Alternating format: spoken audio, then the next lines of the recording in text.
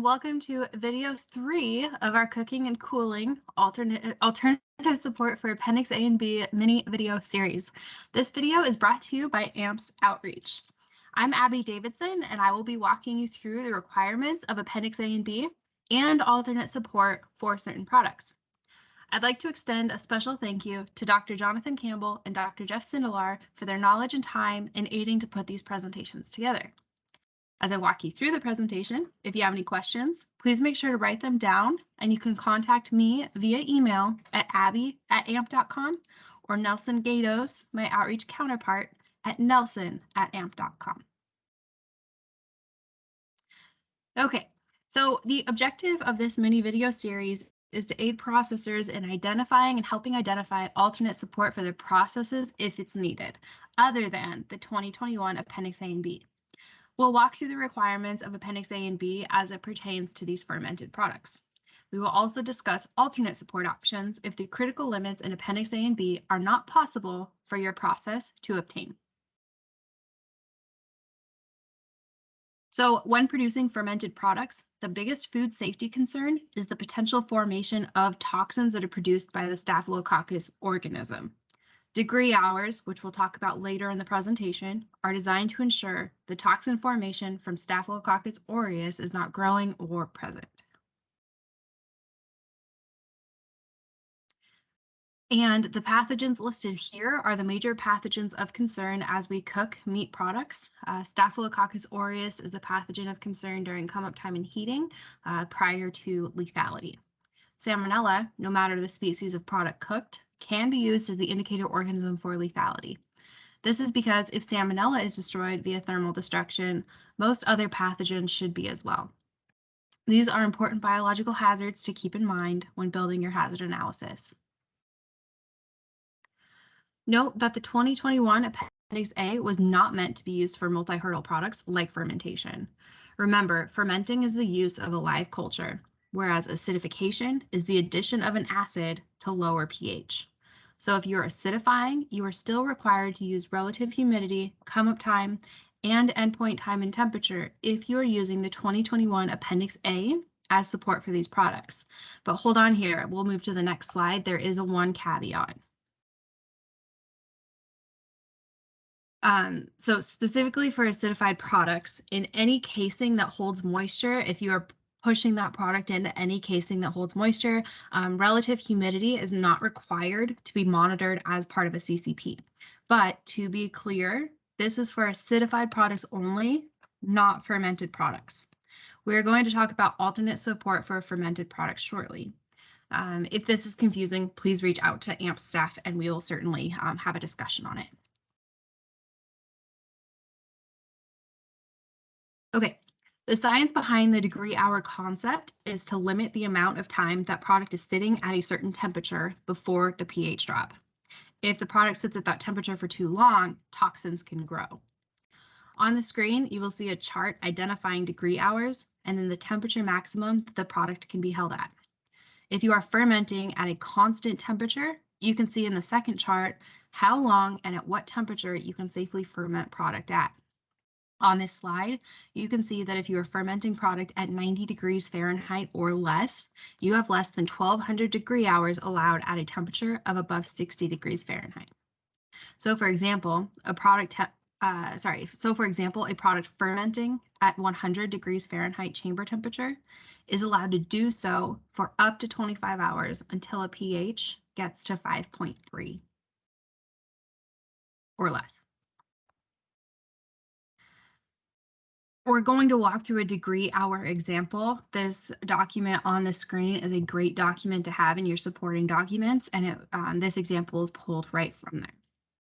So our example here is if we ferment a product at 80 degrees Fahrenheit for 55 hours with a pH decline to 5.3, will it meet the required degree hours set on the previous slide? So what you're going to do first is calculate the degrees, which is the temperature you're fermenting at minus 60. 60 is the idea that staph growth will not grow under 60 degrees. So that's where the 60 comes from. So in this example, 80 degrees Fahrenheit minus 60 degrees Fahrenheit equals 20. Moving on, now you identify the hours held at that temperature. So again, in this example, it'll be 55 degrees or 55 hours held at this 80 degrees. Lastly, what you'll do is you'll multiply the degrees that we've come up with times the hours that we've identified. So you're looking at 20 degrees times 55 hours. So that's giving us 1100 degree hours. Now, if you look at the previous slide, we have up to 1200 degree hours. So this is a critical parameter or a degree hour example that does meet the degree hour concept, and we can move forward with ensuring this product is safe.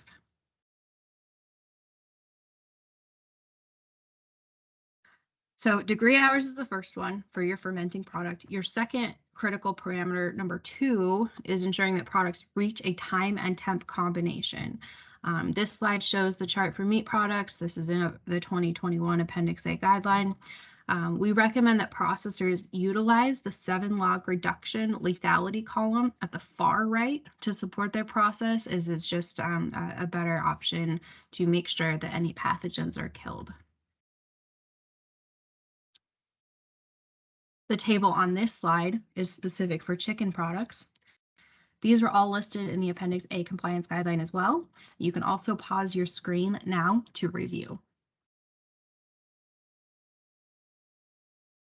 Okay, the table on this slide is specific to turkey products. Note, when making poultry products containing poultry species other than chicken or turkey, or products made with a mixture of poultry species, FSIS recommends selecting an endpoint temperature, then using the longest dwell time recommended for the product fat content and endpoint temperature in either the chicken or the turkey tables in the compliance guideline.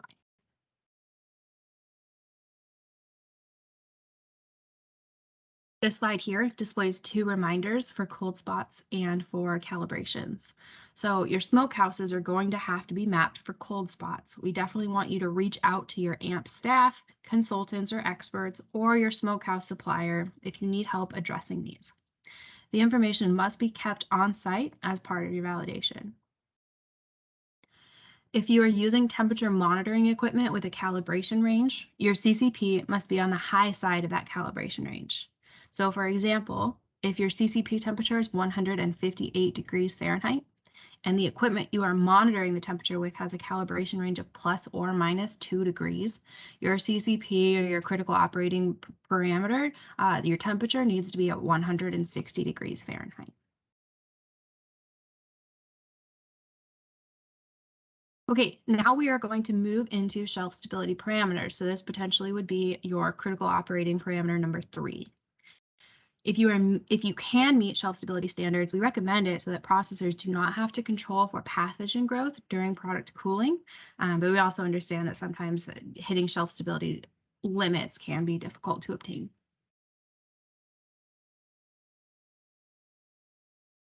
So this is a great supporting document that's shown on this screen, and to utilize the supporting document on this slide, your finished product would have to have a final pH of 5.1 or less, and so in combination with a water activity of 0.96 or less. So you would take this, of course, after your lethality, potentially prior to drying, and you could definitely use this support here. Moving on, the reference paper on this slide cannot be used as a standalone document as it does not discuss a salmonella reduction, but this, in combination with another type of support like a pathogen modeling program, may be adequate to support not fully cooked dried fermented product. So definitely take a look at this document and see if you can use this in combination with a pathogen modeling program that follows your processing procedure to see if you can produce safe product and have this as support. Okay, the Clostridial species identified as hazards in meat and poultry products during cooling are Clostridium perfringens and Clostridium botulinum. So we are moving on from the shelf stability options at this time. We are now talking about product that cannot meet shelf stability limits, and this is where we would have to follow specific cooling parameters. And as discussed, Clostridium is the species we have to worry about. So with Clostridiums and Clostridium perfringens and Clostridium botulinum, vegetative cells are killed during lethality. However, the Clostridium perfringens spores are not, and they can actually germinate into vegetative cells and then grow during cooling. And they can grow to dangerous levels if not properly managed and controlled. Other pathogenic cells are destroyed during the heat treatment, leaving little competition for these clostridial species to grow.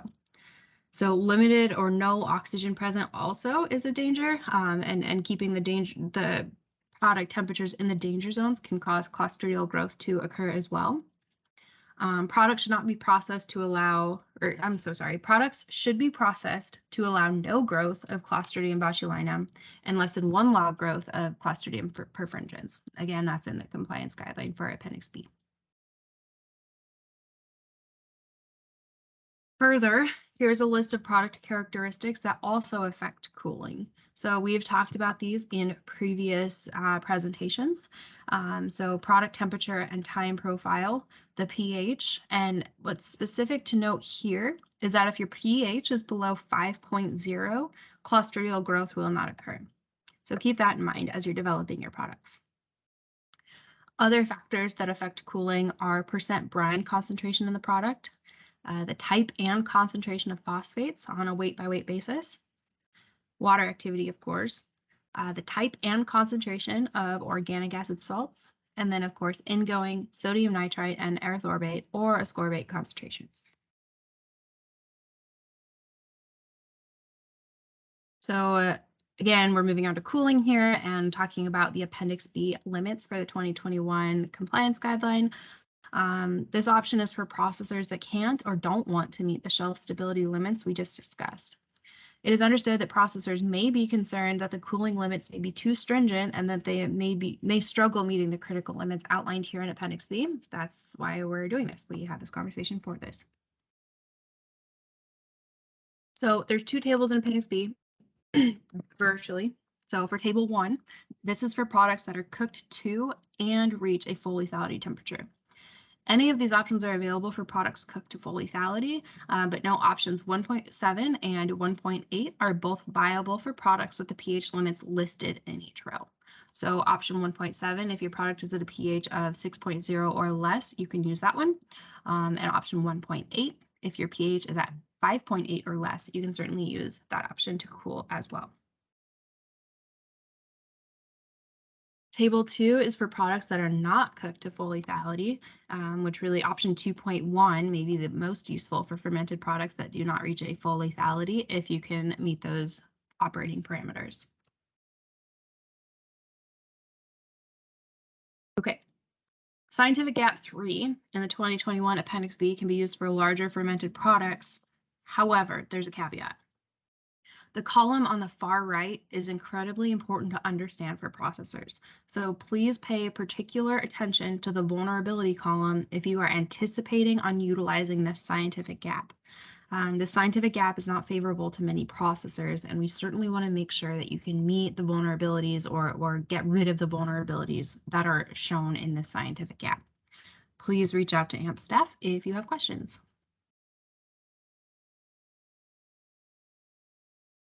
Okay, so if your facility cannot meet the scientific gap we just discussed or cannot meet any of the critical limits identified in Appendix B, these are the other options. One option is the use of scientific studies, one is the use of predictive microbial monitoring, and one is the use of challenge studies. Note the first 2 listed here are the cheaper, less time-intensive options. And note for fermented products, FSIS recommends that establishments set a target to allow no more than 1 log multiplication of Clostridium perfringens within the product and no multiplication of Clostridium botulinum, as we've previously discussed. Listed on this slide are other sources of cooling limits that are accepted. Please pause your screen now to review to identify if these will work for your process if you cannot meet the other cooling limits we've discussed already.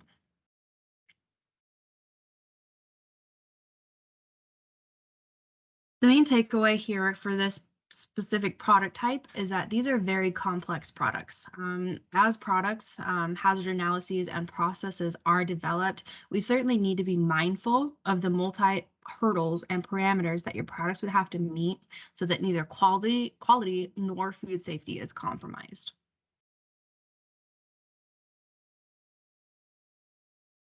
When conducting literary research, here are some suggestions. So utilizing the scientific terms when searching, using lethality versus cooking, using the word stabilization versus cooling, look for specific keywords like, water activity or pH. Don't limit your search to just one search engine.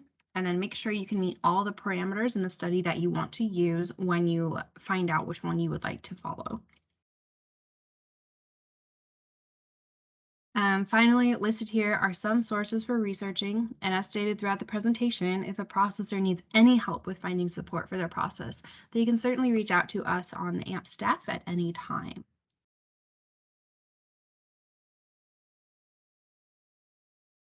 So thank you. Thanks for listening and attending the fermented product video of our alternate cooking and cooling mini video series, and we will talk to you next time.